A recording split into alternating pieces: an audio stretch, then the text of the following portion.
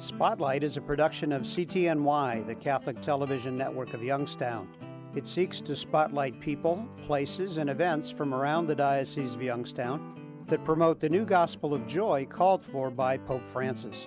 Your program host is Father James Korda.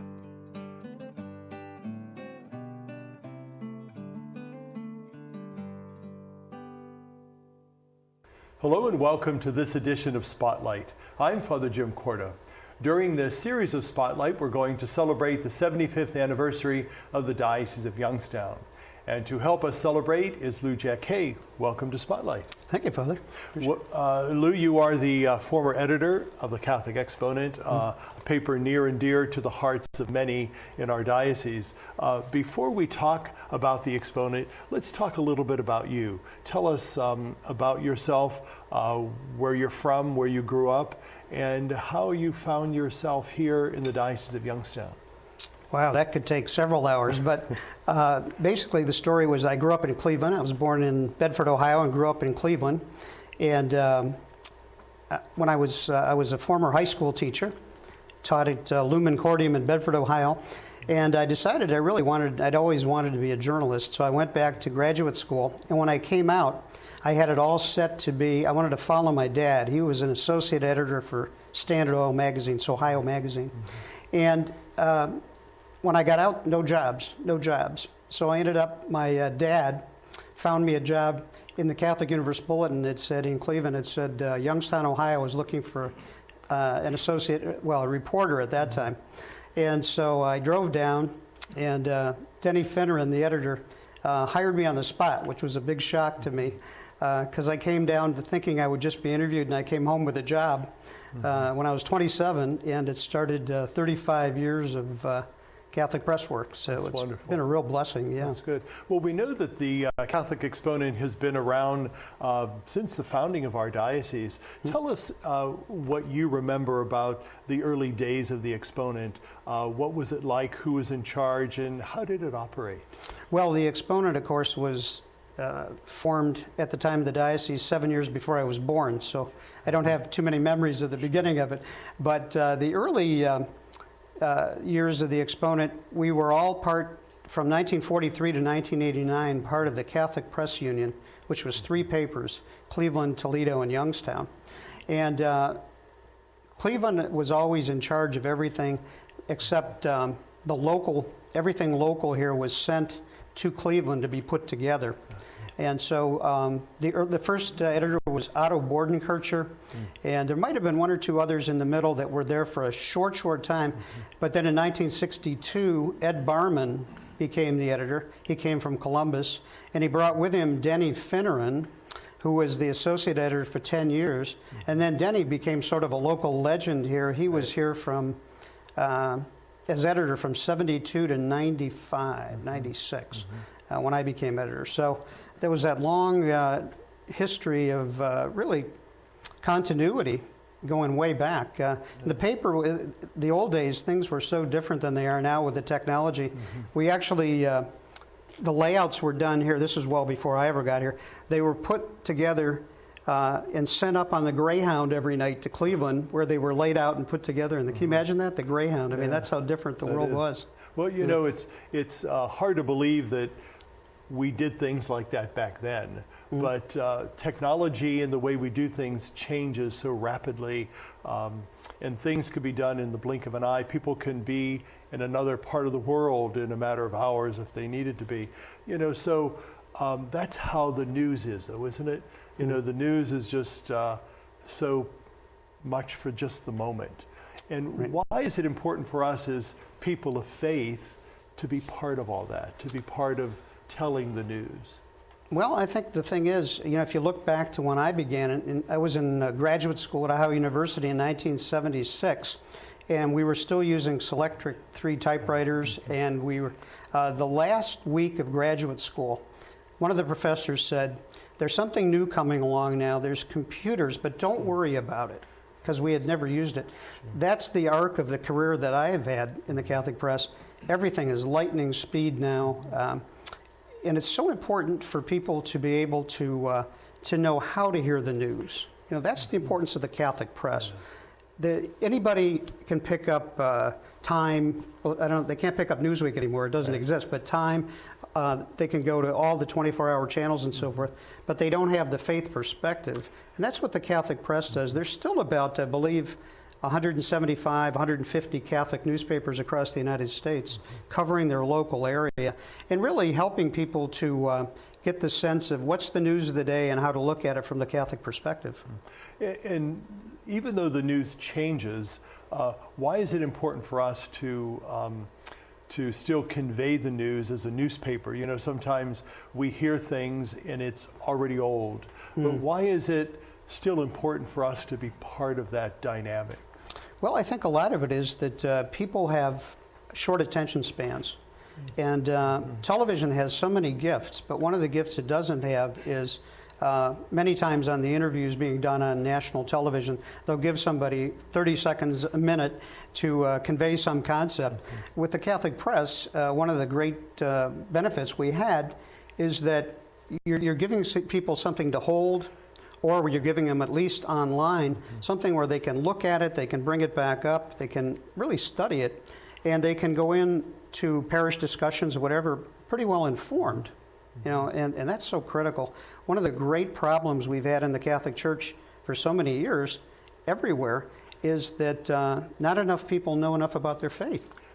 That's a struggle. And that's something that all the Catholic press editors that I ever knew, you know, from day one, that was something that they really tried to do, was take the faith, take the news of the day, and hit the people in the pews with it. You know, help them to understand what's really going on. You know, in our last 2 minutes of our first segment, the word that comes to mind obviously is evangelization. Anything we do, especially with the media, has to be about sharing the good news. And obviously, the Catholic print is one of those fundamental ways that we can do that. And I've often thought that when we do share the faith, we've got to be transparent, we've got to be truthful, we've got to be honest. And how important is that when we talk about the news nowadays, to be honest? Oh, it's paramount. It's absolutely paramount.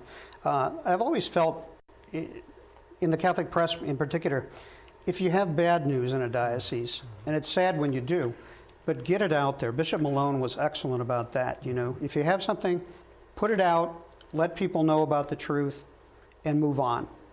That was a key thing. And I think the dioceses that have had most trouble in this country are those that they don't really, they're afraid. And that's a sad thing. There's no need to be afraid. Sure. We're going to talk a little bit more about that, but before we do, we're going to take a quick break. So please stay with us. We'll be right back. Miles from the first Catholic parish in all of Ohio, in a place called Canton, Catholics gathered in 1817 to celebrate Mass with Father Fenwick. Because of limited building space, the Mass was held outdoors under a huge oak tree. The spot, near the present Church of St. John the Baptist, which was established in 1823 as the second oldest parish in the Diocese of Youngstown. The oak tree grew there until 1906, when it was struck by lightning. To preserve it, the parishioners took the wood and carved a chair out of it, which remains in the church today. In 2012, St. John the Baptist was elevated to a basilica. Congratulations, Catholic Diocese, for celebrating 75 years with pride in the past and faith in the future. The first Catholic parish, established in Portage County in 1831 near Randolph-Suffield, was St. Joseph Church. Years later, John Newman, who would become the first American male to be canonized, was sent there to give a mission to help heal the divisions that occurred between the German Catholics who had settled there. Perhaps that is what made him a saint. The parish is also noted for its school, which dates back to 1832, being the oldest English-speaking school west of the Alleghenies. The church is also famous for its Lourdes Shrine, which has welcomed pilgrims since 1927 and is the only exact replica of the world-famous grotto at Lourdes in France. Congratulations, Catholic Diocese, for celebrating 75 years with pride in the past and faith in the future. Welcome back to Spotlight. I'm talking with Lou Jacquet, and we're celebrating the 75th anniversary year of the Diocese of Youngstown. Lou, before when we took a break, we were talking about some things, and you had mentioned about Bishop Malone. Bishop Malone has been very near and dear to many of our hearts. He was here in our diocese for a number of years. His influence was extremely significant. But you have some information in your recollections of him after he retired as a bishop. Would you like to share some of those with us? I would. Before I would get to that, I would just say that I have a special fondness for Bishop Malone because when I first worked here in 1977 with the Exponent for 10 months, I was a young reporter right out of school. And when I wasn't making enough money, and I got a job offer in Chicago for $7,000 more. And the last day, I'd already signed and everything. The last day before I left, Bishop Malone called me in, and he said, I want to match that. I want you to stay. It's important to have somebody young who cares about the church here. Well, I couldn't. I'd already gone and everything. But I never forgot that kindness that he, Sure. and ended up, in 1991, I ended up back in the Diocese of Youngstown for the rest of my career in journalism, so I really owe that to Bishop Malone. Sure. And it's those things that we do remember, those really acts of kindnesses that not many people know about, that we really celebrate. Bishop Malone fascinated me because I knew him when I was 27, and then I knew him until the day he died. And in between, he had the reputation of a man, no nonsense in some ways, very firm on his decisions and so forth. Local boy makes good, all that sort of thing. But the thing I found fascinating about him was after he had stepped aside, waiting for the new bishop to be named, he agreed to do an interview with me that we printed in the Exponent at the time. And it was really powerful to see. He was very emotional about his legacy in this diocese, in this particular way.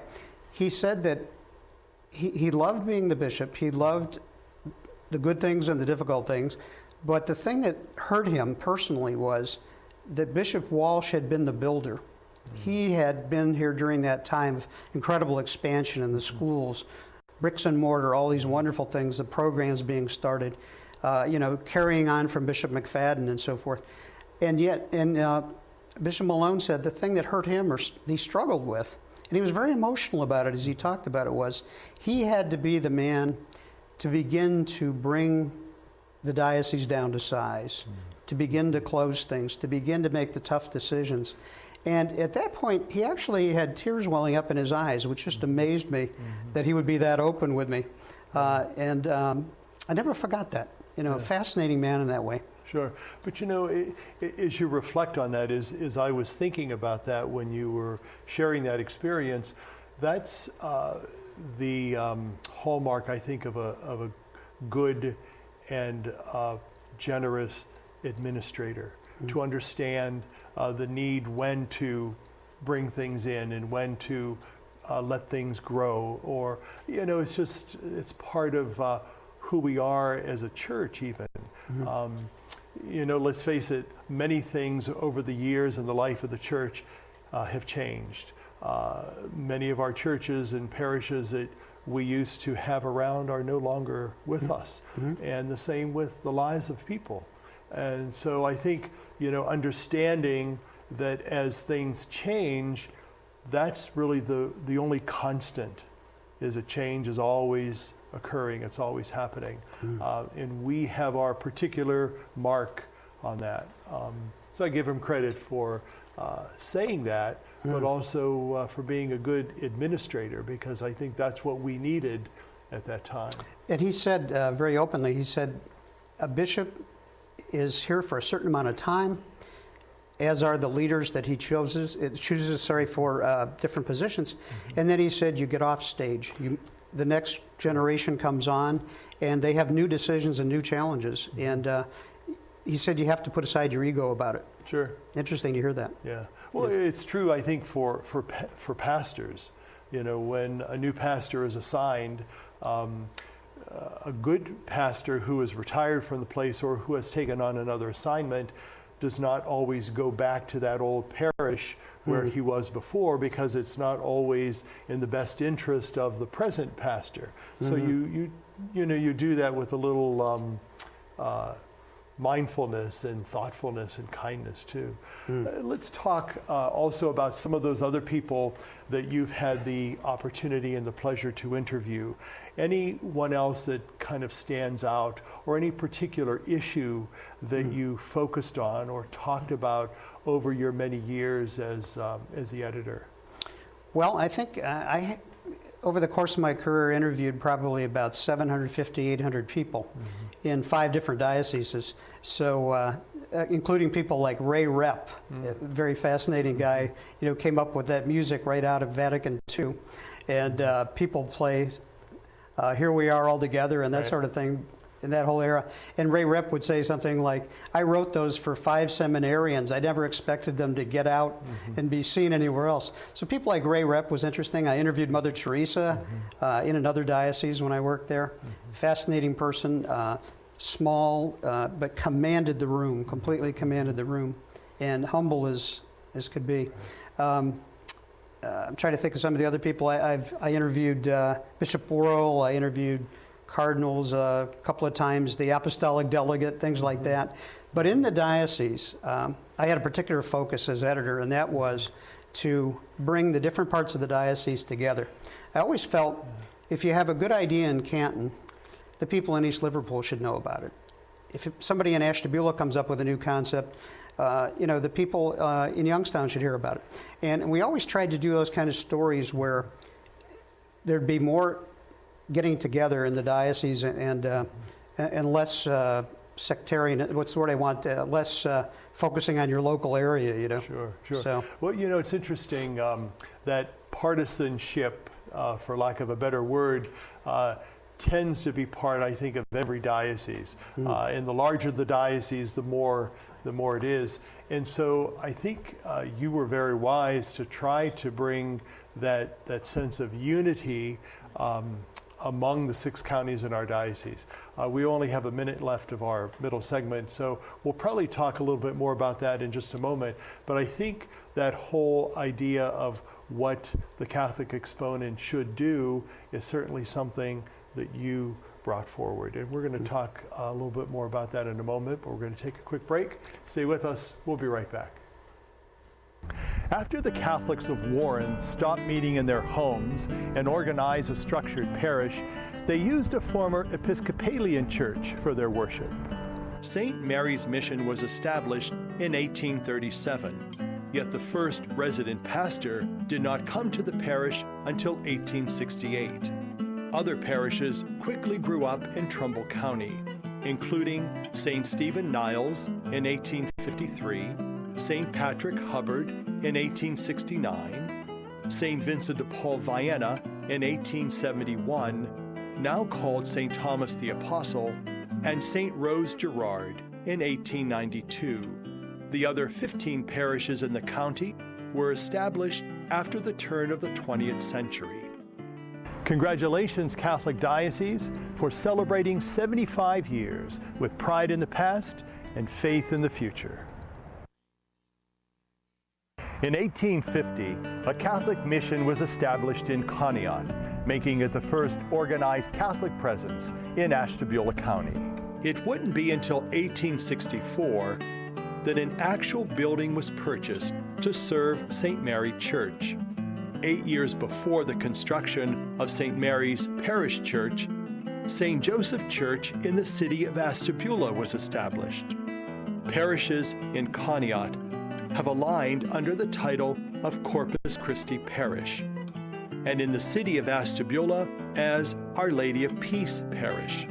There are 11 other parishes in that county that serve over 20,000 Catholics. Congratulations, Catholic Diocese, for celebrating 75 years with pride in the past and faith in the future.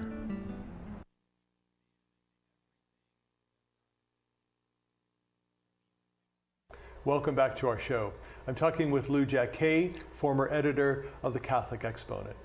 You know, Lou, you were talking about some of the people you had the opportunity and the privilege of interviewing, and what does that do for you personally, having those personalities that were part of your life, part of your career? And as we celebrate this significant anniversary in the life of the church, the local church, what does that tell you? Well, I think the first thing I'd have to say is, for a small town kid from Bedford, Ohio, to end up working in places like Chicago and Youngstown and Delaware and so forth, and getting to interview people around the world. I used to also be talking to people at the Vatican quite a bit. And it really, the whole point of it is it reinforces your faith. I mean, you hear these amazing stories of people who live their faith day to day under sometimes incredibly difficult circumstances. And you know, it just made me think, I have been so fortunate to cover this, and for 35 years to do it. Just astounding that, looking back, the people I ran into, the stories I got to cover, the events and everything, covering John Paul II in Chicago when he was first, in the papacy and coming to Chicago, his, the Polish neighborhood and everything, just those kind of memories are memories for a lifetime. I'll never forget. And I look back on that and just very, very fortunate. Everybody that came to town, I got to interview them here. So many different religious leaders that came to town. And you just get a sense of how the church is so universal. When one time a cardinal or a bishop from Australia came, and I was astounded. Why would he come to Youngstown? And he said, because everybody in Australia knows Bishop Malone. That kind of thing. I mean, you get the sense of how sometimes we're so focused on our own diocese, we don't realize we're part of this bigger, amazing church worldwide, It was fun to be part of that. I've often thought of, over the many years that you were with the Exponent, the innumerable editorials that you wrote. Was there any editorial that you wrote for you, that it was something that you felt in your heart and soul that this needed to be done? Was there anything that stands out in any of your writings that you wanted to share with people, that you felt that people really needed to know or to hear? Anything that comes to mind? Well, I think, I wrote a lot of individual columns of my own, but that was a separate thing. The editorials were more of a stand for the paper. And I think I constantly tried to push getting people here to look at the broader church, to think of things like the situation in El Salvador, places like that, to look and realize that, we're here in Youngstown, we're here in Canton, we're here in these 6 counties of Northeast Ohio, but the church, the problems that we face, the problems that we have to solve, those are the kind of things that really need to be looked at from a broader perspective. I know when I think it was the Iraq War was going on, I tried to get people to think about how, that is such a tragedy on every level. It was a tragedy over there. It was a tragedy for the soldiers who had to go. It's just a tragedy that the church is still dealing with, And those are things that people here need to think about and to kind of go out of their comfort zone. They didn't always, I got a lot of mail on that sort of thing. And I always said that, I told my wife about this, I used to get criticized from the far left and the far right, which always made me feel I was pretty fair to the 90% in the middle. Sure. That was sort of the hallmark of trying to be a decent editor, because you're sort of like a moving target. That was part of it. And I always tried to get people to look beyond their own parish. I really did. One of the words that comes to mind for me, but may not be necessarily for you, when you talk about the paper, the Catholic press, is that whole word of inspiration. We believe that Catholic television is an inspiration for people. In the same way as the Catholic newspaper, can that be inspirational? Oh, absolutely. We used to get mail that would astound me. Something that you would write in 20 minutes on deadline, and trying to get it done just in time to go to press, and someone would write a letter 6 weeks, 6 months later, You know, you changed my son John's life. He turned to God in a way we never expected. Things like that, those stories just came out of nowhere. Yeah. And I should mention, before we leave today, Ed Sullivan was a person I really wanted to mention today because he was a wonderful cartoonist. He was a wonderful reporter for us, former Pauline brother, brilliant man, had a wonderful career. And he inspired people every week with his cartoons. And people think, you know, cartoons are light and airy. Those cartoons touched many, many lives. They really did. You know, as we continue that thought process about people who have inspired us, what would you hope to be inspired by as you are experiencing retirement, but also many years with the Catholic press? What gives you most inspiration, especially in light of celebrating anniversaries? Well, I think you begin to realize how fast life passes by.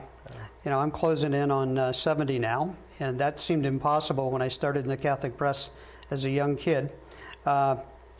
You just realize the swiftness and the fragility of life, and the experiences, the faith experiences of the people are just astounding to see. There's a richness in the Catholic faith day to day that just astounds me, and it's always astounded me. But to cover it and to be privileged to interview people about it and to try to bring that to the people in the pews, what a gift that was for all the years for me. In our last minute together, what would you like to tell the folks that are with us in gratitude for those who are very faithful subscribers to the Catholic Exponent, and those who may not know much about it or don't read it as often? What would you like to tell them? Well, I think they're missing out if they don't read it. I think you really need to have that week to week, in our case, comes out every other week. You need that inspiration. You need that solid foundation in your diocese. You need to know what's going on in these counties. You really do. You need to know what the local church is doing. It's a perfect mouthpiece for the bishop to reach his people, and that's not going to change. You know, there are bishops who have said, well, I don't really think I need a paper anymore, and those dioceses are hurting. They really are. And I think, you know, the wisest ones are those that are always going to feel, I need a paper, I need a way to reach my people in the pews. And the Catholic press has been doing this for a long, long time, and hopefully it'll be doing it on whatever forms of communication are invented that we don't even know about in the time to come.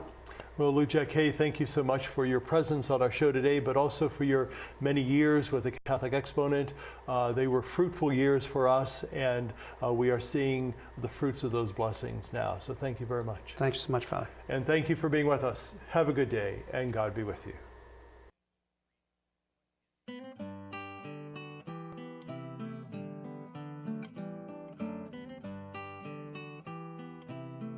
Spotlight has been a production of CTNY, the Catholic Television Network of Youngstown. Your program host was Father James Korda.